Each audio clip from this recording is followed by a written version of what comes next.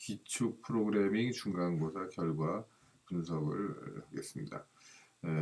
이 두 반으로 나눠져 있었고, 그리고 실제로 그 두 반으로 나눠져 있는 것에 그 점수표를 각각 코딩을 해왔기 때문에 이걸 보면은 이제 두 번째 칸까지는 저희가 읽지를 않을 것이고 3번부터 41번 이게 이제 01반의 경우입니다. 01반의 경우 이제 가져온 거고 02반도 같은 모양이에요. 그래서 이제 01반과 02반을 같은 방식으로 읽어드리고 나서 이제 합치는 과정들을 다 거치고 그래서 관련된 그 필요한 거 두 가지 정도가 이제 변수가 이제 추가가 되죠. 예를 들어서 이 뭐 아이디가 추가되고 그다음에 거기다가 01반이냐 02반이냐는 그 그룹을 알리는 거 그런 것들이 이제 추가가 됩니다.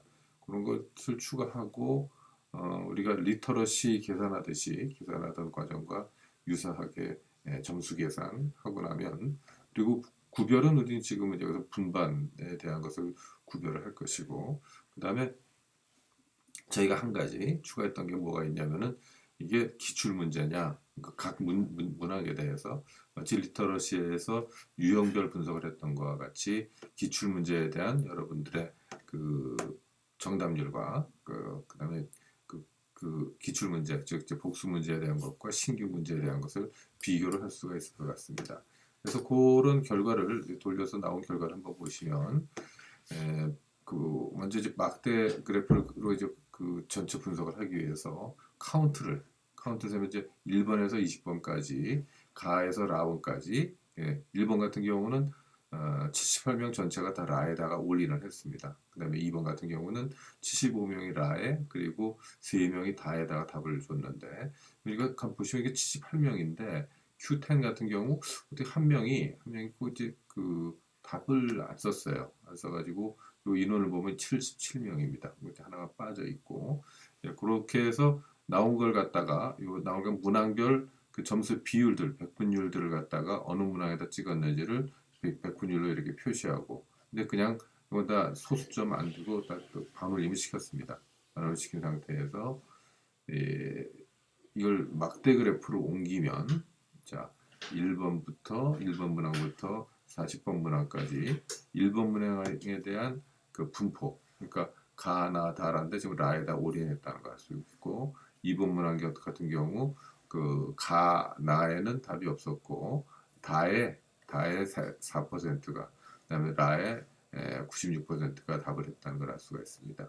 그래서 역시 아까 그 궁금했던 그 10번에 가보면은 10번은 가에 몇 퍼센트 32%, 그다음에 나의 61%, 다의 5%, 그리고 요건 이제 1%, 0%, 1%들은 그냥 그 라벨을 넣는 게 여기 너무 이제 보기가 별로 좋지 않기 때문에 그건 아예 빼도록 했습니다. 여기 칸이 하나 부족한 게 보이죠? 이렇게 응답을 안 한 결과를 파악할 수가 있습니다.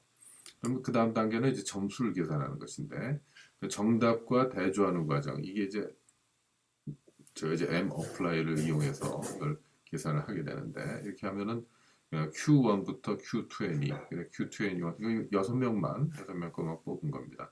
첫 번째 학생 같은 경우 1번, 2번을 맞았고 3번을 틀렸고 4번을 맞았고 5번은 맞았고 6번도 맞았고 이렇게 맞은 개수들을 갖다 R로 표시가 되어 있습니다. right라는 뜻으로 그렇게 해서 R로 된 것을 1, 그다음 W를 0으로 처리하고 그다음에 1을 2.5점씩 해서 이걸 다 합산을 한 후에 그 곱하기 2.5를 해주면 그 개별 점수가 나오겠습니다. 10명만 제가 랜덤하게 뽑아서 어떻게 나오지? 02반에서 처음에 뽑은 학생은 순번으로는 74번째에 속한 학생인데 점수는 77.5점이다. 두 번째 랜덤하게 뽑은 학생은 분반은 01반인데 18번 18번째인 학생이고 그 점수는 85점이다. 등등등 이런 것들이 학생별로 점수가 산출이 됩니다. 그럼 분반을 먼저 한번 비교해 보면 01반과 02반의 성적의 차이가 사실 없어야 되죠. 실습도 다 똑같이 하고 성적 차이가 사실 없습니다. 거의 지금 보는 것처럼 중위수도 비슷하고 산술 평균도 비슷하고 그 최소값은 이제 좀 차이가 나고 있고요. 최대값도 거의 비슷하죠. 95점과 97.5점. 만점이 없습니다. 만점이. 그래서 이제 줄기 그림을 그려봤는데 줄기 그림 이제 점수가 낮은 학생 이제 둘이 눈에 띄면서 58점, 그러니까 58점이랑 57.5점이죠. 57.5점이 두 사람이 있고 위로 올라가면 90점이 하나, 둘, 셋, 넷, 뭐 이렇게 상당히 여러 명인다가 93점이라는 건 92.5점을 얘기하는 겁니다. 98점도 97.5점을 얘기하는 거고. 그래서 비율 01반, 02반으로 각자 또 나눠서 이제 살펴봤습니다. 이게 소스 코드를 제가 그냥 어떻게 그 벡터 이퀄 폴스를 제가 깜빡했군요. 그래서 박스 플랫을 그려봐도 둘이 이제 크게 다르진 않고 큐 플랫을 그러면 이제 사실 이게 그 둘이 닮았으면 이제 그 거의 이 45도 상에 놓여야 되는데 두 학생이 이제 조금 점수가 낮은 학생이 좀 눈에 띄고 있죠.